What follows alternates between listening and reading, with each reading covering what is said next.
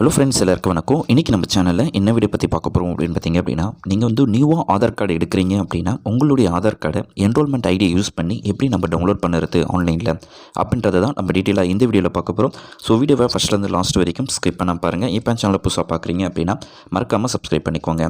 So அதுக்கு பார்த்தீங்க அப்படின்னா myAadhar.uid.gov அப்படின்ற வெப்சைட் மூலமாக நீங்கள் விசிட் பண்ணிக்கோங்க. ஸோ இதுக்கான லிங்க்கை நான் டிஸ்கிரிப்ஷனில் கொடுத்துறேன். அதில் டவுன்லோட் ஆதார் அப்படின்னு சொல்லி ஒரு ஆப்ஷன் இருக்கும். ஜஸ்ட் அதை கிளிக் பண்ணிக்கோங்க.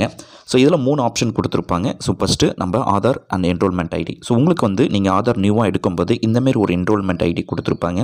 அதில் பார்த்தீங்க அப்படின்னா என்ரோல்மெண்ட் ஐடி அப்படின்னு சொல்லி அதில் இருக்கும். Next date of birth, time, இதை நீங்கள் என்டர் பண்ணுற மாதிரி இருக்கும். ஸோ அதனால் இப்போ ஃபஸ்ட்டு நம்ம வந்து என்ரோல்மெண்ட் ஐடி ஆப்ஷனை வந்து நம்ம கிளிக் பண்ணிக்கலாம். ஸோ கிளிக் பண்ணிவிட்டு எப்படி நம்ம ஸ்டெப் பை ஸ்டெப்பாக நம்ம ஆதார் கார்டை நம்ம டவுன்லோட் பண்ணுறது அப்படின்னு நம்ம பார்க்கலாம்.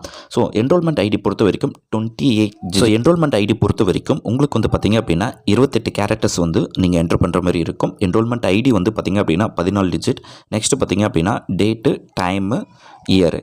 நெக்ஸ்ட்டு பார்த்திங்க அது டேட்டு, மந்த்து, டைமு, இந்த இதை வந்து உங்களுக்கு மிச்சம் இருக்கிற கேரக்டர்ஸில் நீங்கள் என்டர் பண்ணுற மாதிரி இருக்கும். ஸோ ஃபஸ்ட்டு நம்ம வந்து என்ரோல்மெண்ட் ஐடியை வந்து என்டர் பண்ணிட்டோம். நெக்ஸ்ட்டு பார்த்திங்க அப்படின்னா டேட்டை நீங்கள் என்டர் பண்ணணும். ஸோ டேட்டை பொறுத்த வரைக்கும் பார்த்திங்க அப்படின்னா நீங்கள் வந்து ஃபஸ்ட்டு இயர் வந்து என்டர் பண்ணணும். நெக்ஸ்ட்டு மந்த்தை என்டர் பண்ணணும். அதுக்கப்புறம் தான் டேட்டை என்ட்ரு பண்ணணும். So year, month, date. So அதை என்ட்ரு பண்ணிவிட்டு டைம் ஆஸ் யூஷுவலாக எப்படி இருக்கோ அதை அப்படியே பார்த்து 15, 20, 30னா அது அப்படியே கண்டினியூட்டிவாக நீங்கள் வந்து என்ட்ரு பண்ணிக்கோங்க. ஸோ டேட்டை மட்டும் ஃபார்மேட்டை மாற்றி நீங்கள் என்ட்ரு பண்ணணும். So first year, next month, next date.